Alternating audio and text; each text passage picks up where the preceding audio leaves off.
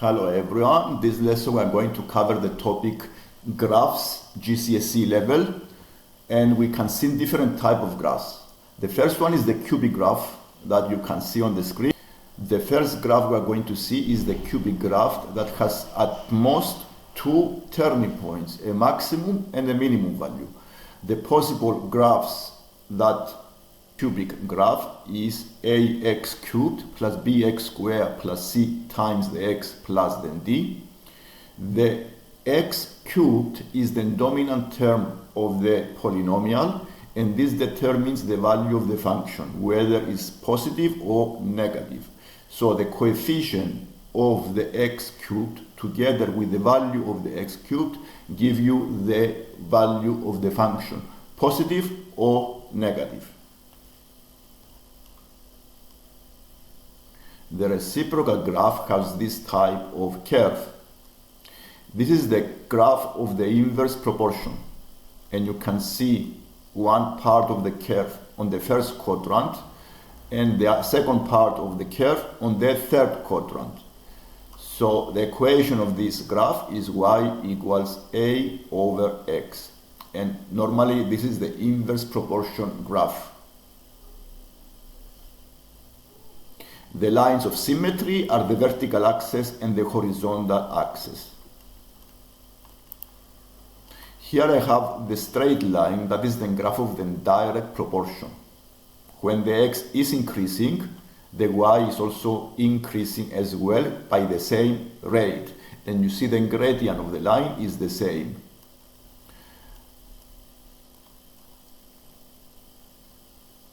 So we can use this graph to represent any value that move in indirect proportion. For example, the cost of buying potatoes and the number of potatoes. The K can be the price per one potato. And then you have this graph of the direct proportion. Other types of graphs is the exponential graph that can represent a growth model, and it is represented by this equation, y equals a to the power of x. You can see that this graph increases exponentially when the x takes higher values.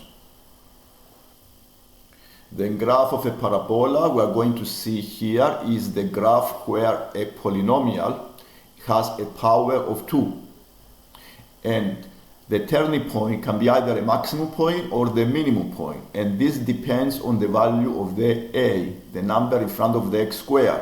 If the number in front of the x squared is positive, then the turning point is a minimum point.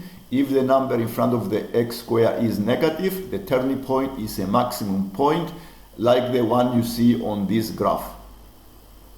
The x squared is always positive. That is why the value of the function is determined by the a, the number in front of the x squared.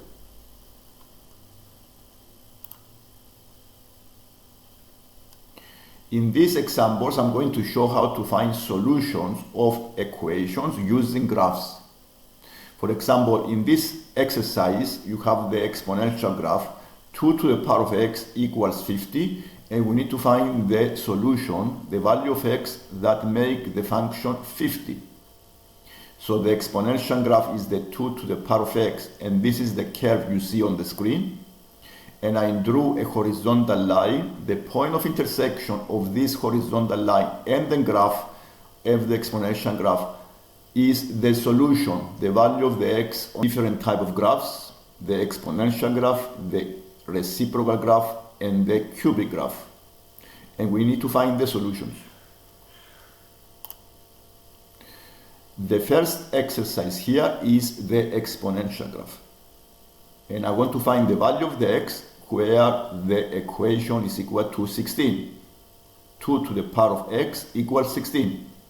So I drew the exponential graph, and I also drew a horizontal line at 16 on the vertical axis. The point of intersection between the line and the curve is the solution of this equation. Looking vertically down on the horizontal axis, the value of x is 4. So we can either use the graph to solve equations, or we can also use algebraic methods. The same way we do the 2 to the power of x equals 4. You know that 2 squared is 4, but you can also find the graph through the horizontal line, find the point of intersection, and you see on the horizontal axis the value is 2. The solution is 2.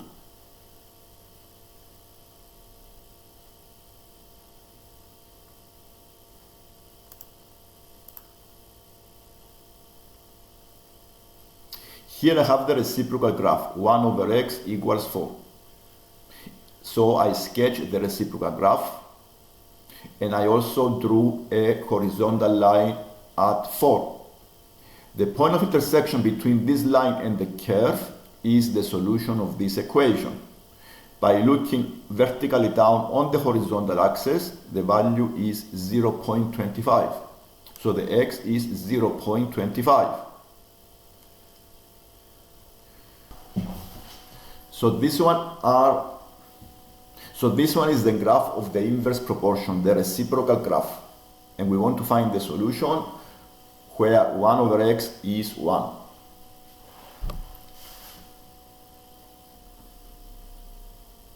We draw the horizontal line at 1, and we see that the point of intersection is when the x is 1. So this is the solution. And the same I did in the second graph. We have also the reciprocal graph. They could use the graph to find the range of values for y where you have 3 solutions, or on any cubic graph. And this is when a horizontal line crosses the curve at 3 points. And the range can be the maximum value of the graph and the minimum value of the graph, because a horizontal line in this range can have at most 3 intersection points. So in this case, the maximum is 4 and the minimum is 0, so the range of values for y is greater than 0 and less than 4. In this range, they have 3 points of intersection between the line and the graph. This is the lesson for today. Thank you for watching.